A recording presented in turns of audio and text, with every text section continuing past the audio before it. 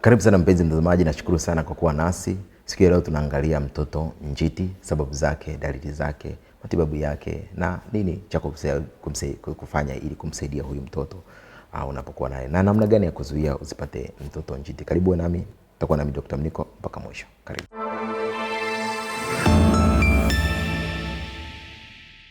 Kwa kawaida tunategemea mtoto azaliwe baada ya kukaa ndani ya tumbo la mama yake kwa wiki 37 kamili mpaka 42. Akienda zaidi ya 42, huyo mtoto anakuwa amepitisha muda wake wa kuzaliwa. Mara nyingi utakuta daktari analazimika kuanzisha uchungu wa dawa ili mtoto huyo azaliwe. Lakini mtoto njiti ni mtoto ambaye anazaliwa kabla wiki 37 za ujauzito hazijakamilika. Huyo ndo mtoto njiti. Mtoto anayezaliwa njiti, viungo vya mtoto huyu vinakuwa bado havijakomaa vizuri. Mtoto njiti anapozaliwa anahitaji uangalizi maalum katika mazingira maalum mpaka viungo vyake vitakapo kuwa vimekomaa na kuendeleza maisha yake bila msaada wote. Kwa hiyo uangalizi huu unaweza kuchukua wiki kadhaa mpaka mwezi mtoto huyu akiwa hospitalini. Mtoto njiti anapozaliwa anakuwa na uzito mdogo kuliko watoto wa kawaida. Ukimwangalia utakuta ana nywele mwilini, nywele nyeupe ambayo tunaita lanugo, anapumua kwa kutumia nguvu nyingi sana, au unakuta kunakuwa na kusita kwa muda kwa sababu mafuvu yake yanakuwa hayajakomaa vizuri, na anaweza kupata pneumonia kiurahisi zaidi kuliko watoto wengine. Kama ni mtoto wa kike anakuwa na kinembe au kisimi ambacho ni kikubwa sana kuliko kawaida. Misuli yake pia inakuwa imeregea, anakuwa amezubaa tofauti na watoto wengine waliozaliwa baada ya kufikisha umri, anashindwa kunyonya au kumeza vizuri. Ana mafuta kidogo sana mwilini, kwa hiyo kwa sababu mafuta mwilini yanakuwa kazi yake kubwa ni kusaidia kuutia joto mwili. Kwa hiyo mtoto huyu inabidi awekwe chini ya kitengeneza joto, awekwe chini ya mashine ambayo inamuongezea joto. Na dalili nyingine nyingi. Kwa hiyo hata hivyo sio watoto wote njiti wana dalili hizi. Kuna wengine wanakuta hawana dalili hizi. Kwa hiyo usishangae sana.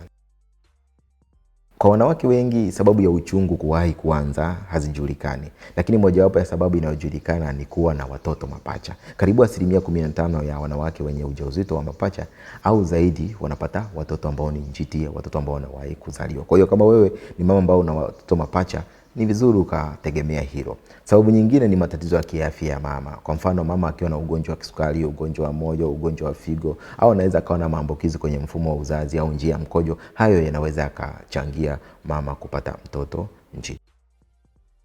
Ni kweli kwamba uko kwenye hatari zaidi ya kupata mtoto njiti kama una historia kupata mtoto njiti huko nyuma. Kama mtoto wako wa mwanzo alikuwa njiti, kuna uwezekano na huyu pia anaweza akawa njiti. Kuna hatari hiyo. Una matatizo pia, unaweza kuwa una matatizo yanayoongeza uwezekano wa kupata mtoto njiti. Kwa mfano, unaweza ukawa na mlango wako wa kizazi umelegea, unaweza ukawa una kifafa cha mimba, una shinikizo la damu, au unaweza ukawa haupati muda mzuri. Kwa hiyo ni rahisi kupata mtoto njiti. Ni rahisi pia kupata mtoto njiti ukipata mimba ukiwa na umri chini ya miaka 16 au zaidi ya miaka 35. Epuka pia kutumia sigara, pombe au dawa za kulevya. Hizi zote zinaweza zikachangia wewe kupata mtoto njiti. Ukifanya hivyo utakuwa vizuri. Kama utapata uchungu mapema kabla ya siku ya matarajio, watumishi wa afya watajiandaa kwa ajili ya uzazi ambao ni mgumu. Unaweza kuhamishwa hospitali na kupelekwa katika kituo ambacho kinaweza kumhudumia huyu mtoto mdogo ambaye atakuwa amezaliwa. Kitengo hichi kinakuwa ni cha utunzaji wa mtoto, wale watoto mahututi tunaita neonatal intensive care unit, NICU. Kwa hiyo baada ya kuzaliwa mtoto atalazwa ili kuangaliwa kwa ukaribu. Atawekwa chini ya mashine ya kumpatia joto, na utaambiwa kama hakuna hiyo mashine utaambiwa umkumpatie huyo mtoto, au unamweka kwenye kifua chako ukiwa umevua nguo zako ili uweze kumpatia joto. Kama amezaliwa mdogo sana atawekwa kwenye vifaa mbalimbali vya kumsaidia labda kufuatilia mapigo ya moyo, upumuaji wake, na kiwezekana kumuongezea mpaka oksijeni kwenye damu yake. Hawa watoto mara nyingi wanashindwa kunyonya, hasa wakizaliwa kabla ya wiki 34 za ujauzito. Kwa hiyo mtoto atawekwa mpira mdogo kupitia puani au mdomoni mpaka kwenye tumbo ili uweze kumlisha maziwa yale ambayo umekamua kupitia huo mrija. Kama mtoto ana matatizo ya kupumua atawekwa kwenye mashine ya kumpatia hewa ya oksijeni, au anaweza kumweka kwenye mashine ya kumsaidia kupumua, tunaita CPAP machine, continuous positive airway pressure machine, ili uweze kumsaidia kupumua. Haya matunzo maalum yataendelea mpaka mtoto atakapo weza kupumua mwenyewe, kula na kuweza kudhibiti joto lake mwenyewe bila kuhitaji msaada. Kama mtoto wako amezaliwa akiwa mdogo sana, ni vizuri kujiandaa kukaa hospitalini kwa muda mrefu kidogo kuliko watoto wengine.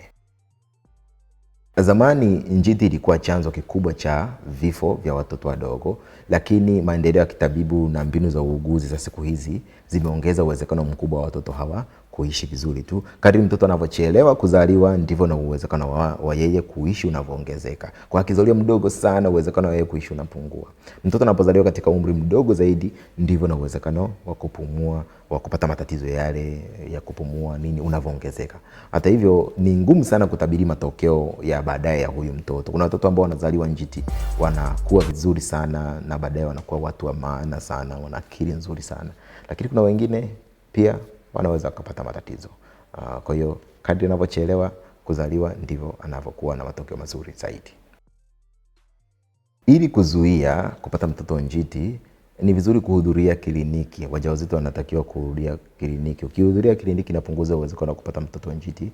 Takwimu ziko wazi kwamba kuhudhuria kliniki na kufuata maelekezo ya watumishi wa afya kunapunguza uwezekano wa kina mama kupata mtoto njiti. Kwa hiyo nenda kahudhurie na itasaidia. Kazi yetu ni kuwaunganisha wagonjwa kutoka Tanzania kupata matibabu India, South Africa, Uturuki na USA kwa urahisi kabisa. Tutakuunganisha.